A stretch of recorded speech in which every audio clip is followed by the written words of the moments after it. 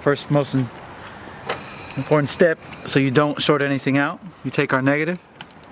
There you go. Just wait a couple seconds there.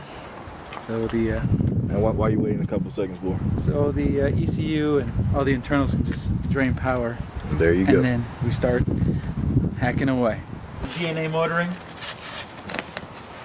aluminum, it's a little bit better than a stock radiator. Okay. I don't know if you want to. Let's take a little zoom here at the how many 2 rows. How many rows is in there? It's 2-row radiator. Get in there, get it to focus. All right. Hey, Trey, how much you paid for this, man? I think about 40. 40? 60. That ain't bad. Ain't bad. Yeah, man. Yeah. That's good. It's good. Pretty good welding here around the fittings and stuff, because this is an automatic. You always gotta inspect the shit that you get, no matter what it is. Even welding, pretty good for a Honda. So let's get going. All right, cool. So we're gonna take here's our radiator. We're gonna take our overflow tube. Now you pull. Some people like to pull straight up. You don't do that. You can rip out the hose. So you try to twist it off, break it free, and boom, comes out. This pops up. There you go. There's your overflow. Put that on the side. Come back here. We are going to disconnect our radiator plug. Boom. There you go. Disconnected. And this is a 10 mil. That's our mounting bracket. Put that to the side. Make sure you're keeping track of what you're doing here. Now, since this is a fucking automatic, not manual. Yes. This alternator is going to be, this radiator, excuse me, is going to be different from a manual one, right? Absolutely. You're going to have 2 hoses going to the bottom for the transmission cooler. So if we look at our new radiator here, you're going to have 2 ports where our hoses are going to go. And this is for your transmission cooler. If you have a manual, you won't use these at all. All right.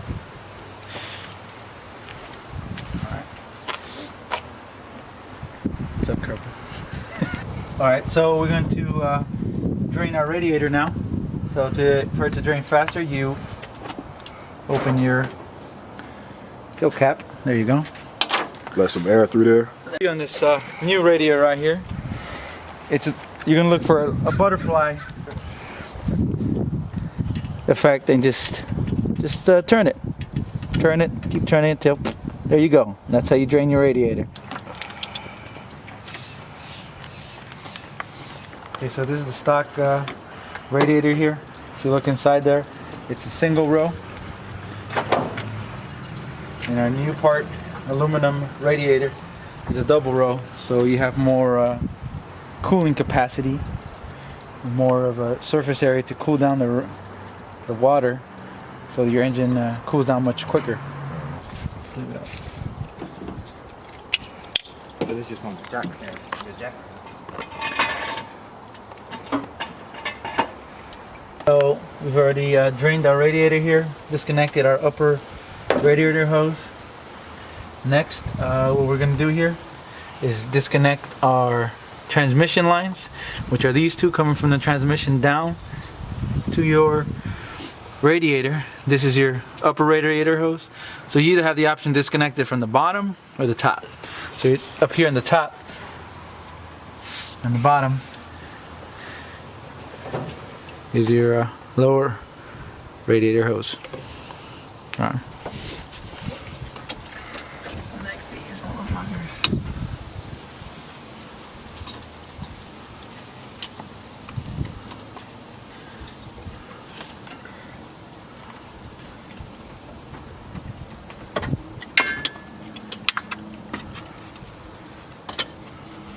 Our radiator hoses leading to our radiator. So now what we're going to do, literally push towards the engine, towards the transmission, and pull it out, wiggle it out. See? There you go, it's coming. coming. She coming. She is coming. Boom. And like I said, to pull it out, this, you see this is your lower radiator hose.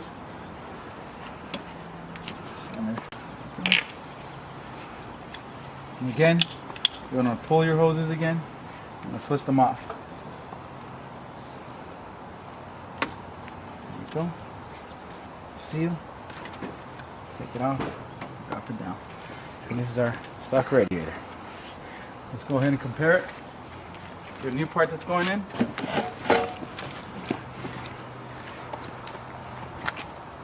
And what you're looking for is stuff you have to transfer over to your new radiator.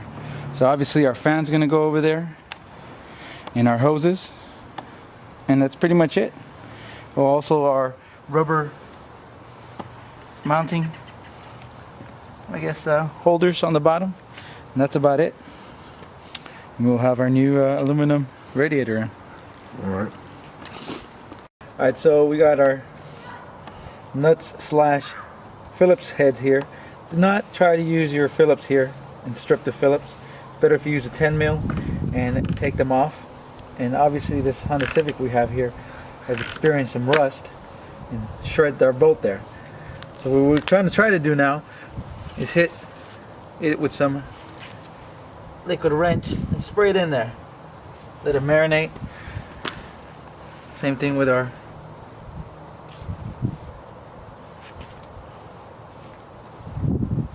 hoses here down for the bottom for the transmission.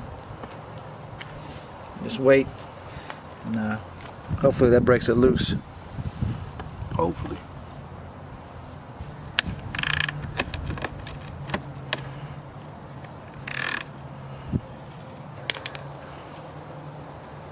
Jesus.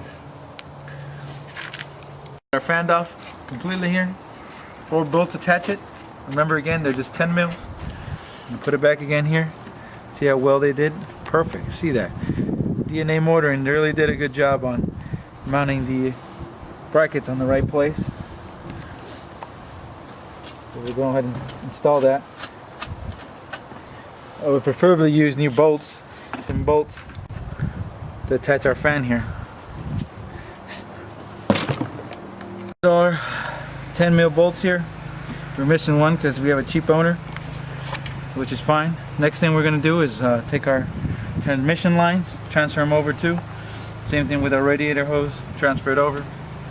We should be ready for the reinstall and fill up with fluid. What you doing, Trav? Minding my damn business. What he's trying to attempt to do is fit on the hose onto the new radiator. This is the upper one. The lower one is still in our car.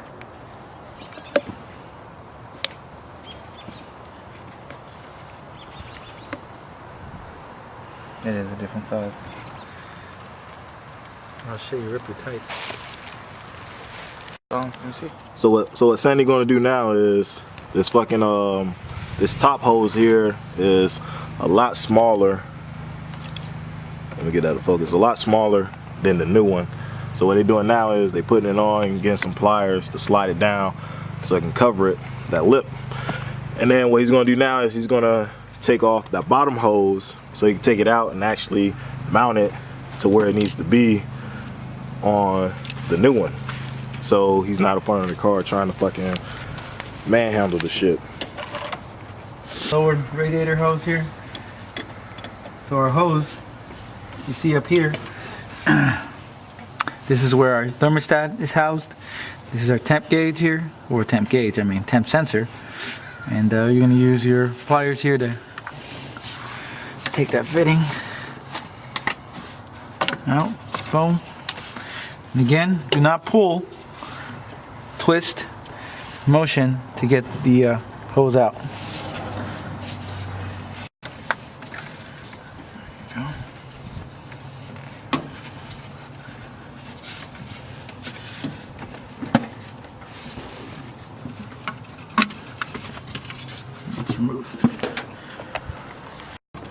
So Trav got a little problem over here. His not slipping on right quick. So what I suggested for this one, the bottom one, is to apply a little bit of lube on it, since these are bigger than the stock ones and we're using the same hoses.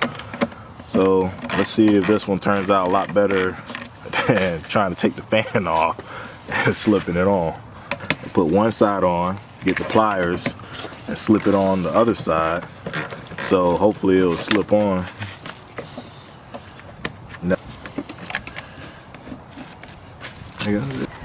With the lube, little elbow grease, it slid it on quite good on both sides. I don't know who idea it was to put the lube on. The clip was a little bit too small to fit over the lip of the fucking new radiator, but you see, common sense came in and it made it happen. That's secured. Now it's time to do the next one. Ready? So due to this weather, we had to bring the project onto the porch. So what you about to do now, Sandy? All right, so we're going to take the hoses here off, which are your transmission cooler lines, down to the new one. Let's go ahead and do that. See, What size wrench you using? we're using a 3/4 here. It fits there. All right, now let's turn. Oh, look at that! Came off easily. Not like that gas bolt. The owner can take care of his car correctly. There you go. Just be careful with fluid there. Go ahead and connect it onto the new one.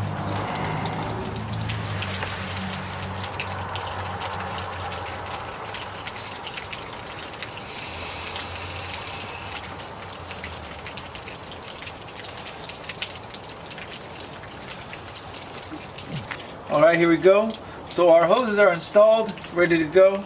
Make sure you position them up so you don't have difficulties trying to have a kink or anything. They're nice and installed, ready to go. So our radiator is ready to go back into our vehicle and live another day, because it's gay. Now we're going to put our rubber mounting stabilizers there on both sides. And we're ready to install the radiator.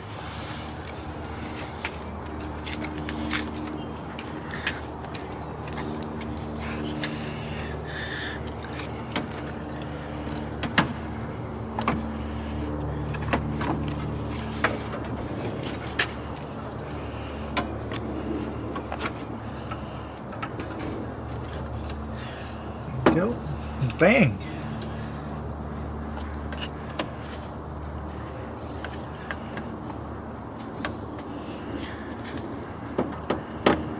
Okay.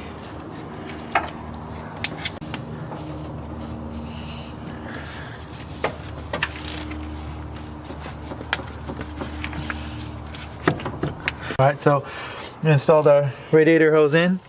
I'm gonna get our other radiator hose here. Excuse me, our transmission hose. Take our plug off and quickly install our other hose. Boom. There you go. Two hoses are installed. Next thing you got to do is move our clamps. Make sure they're on correctly and ready to go. There you go. Both transmissions are hold. Upper radiator hose.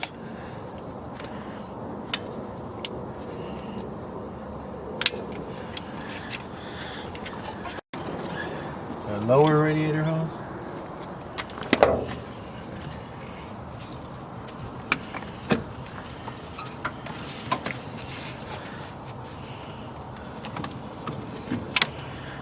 And we just mount it up to our little guides here. Boom and 10. Last but not least is our upper mounting bracket. Make sure you line it up.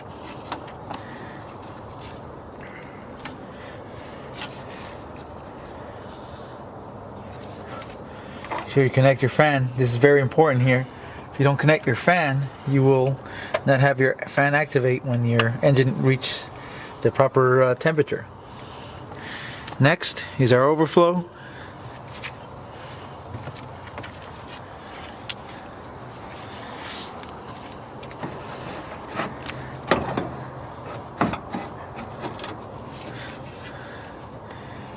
Top of the radiator. And oh, want to give me the 10 correction?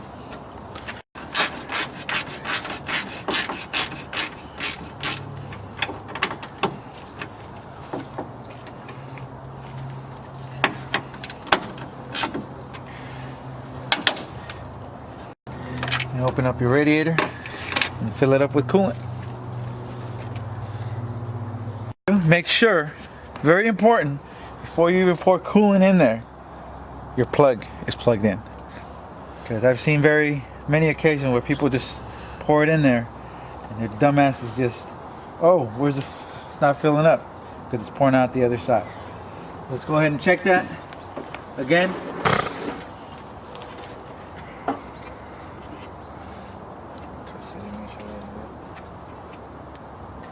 And it is tight.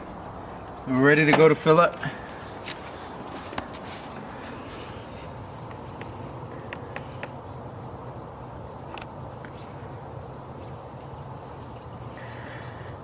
First antifreeze this radiator sees in its life.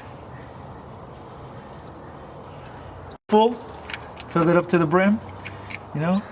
Let's go ahead and cap it off. Obviously, as you're going to cap it off, there's going to be a little bit of overflow.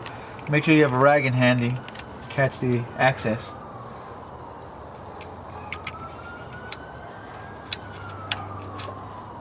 Sure, twist. Sure it's on. Nice clean job. There you go. Our next step from here is to go to reconnect the negative, start the engine, and get it to operating temperature.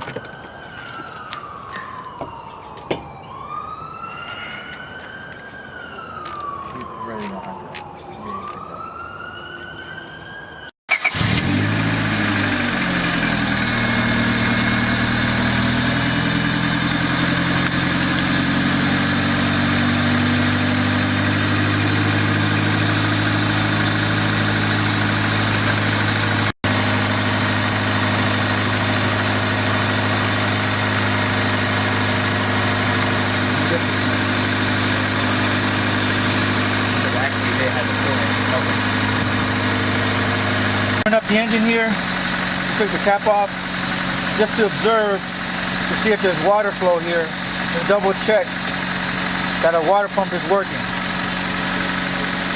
And our thermostat is working. Our thermostat is going to open up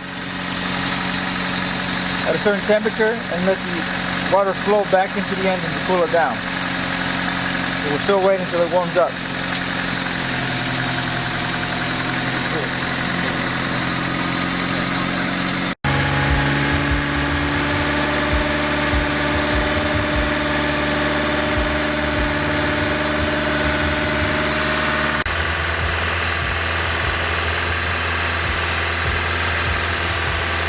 Make sure your thermostat's working correctly. You feel your lower radiator hose. Make sure it's not hot yet. As right now I'm touching it, it's cold. No water has gone through yet for it to flow through. So it's still closed. Touch up here your upper radiator hose. Yeah, it should feel warm because this is the closest to your engine. And it's pretty warm. It's enough for me to touch it. But we're still waiting for that thermostat to open up.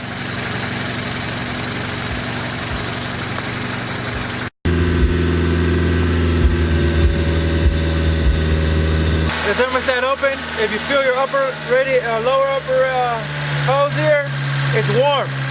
So that's when you know your thermostat is working correctly. Now you see your water pump is working because it's moving the water in there. I'm just holding up the accelerator up to speed up the heating process.